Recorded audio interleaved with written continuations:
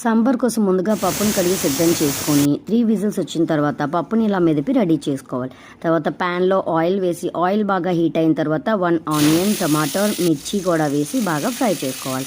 తర్వాత ఇంట్లో అవైలబుల్గా సాంబార్ కోసం ఉన్న వెజిటేబుల్స్ అన్నీ కూడా వేసి కాస్త ఫ్రై చేసి తర్వాత 1 స్పూన్ సాంబార్ పౌడర్, 1 స్పూన్ ధనియా పౌడర్, 1 స్పూన్ పసుపు, 1 స్పూన్ కారం కూడా వేసి కాస్త ఫ్రై చేసి వేగిన తర్వాత కొంచెం వాటర్ని కూడా వేసి కొంచెం మరగనివ్వాలి.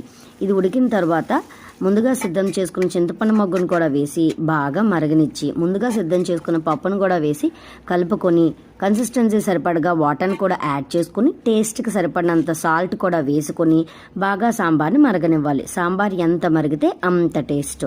దీనికోసం వేరేగా పోపు కోసం వేరే కడాయిలో ఆయిల్ వేసి ఆవాలు, జీలకర్ర, ఎండుమిరపకాయలు, కరివేపాకు, ఇంగువ వేసి తాలింపు పెట్టి సాంబార్లో వేసి కలపడమే. అంతే, ఎంతో టేస్టీ అయిన సాంబార్ రెడీ. ట్రై చేయండి. కామెంట్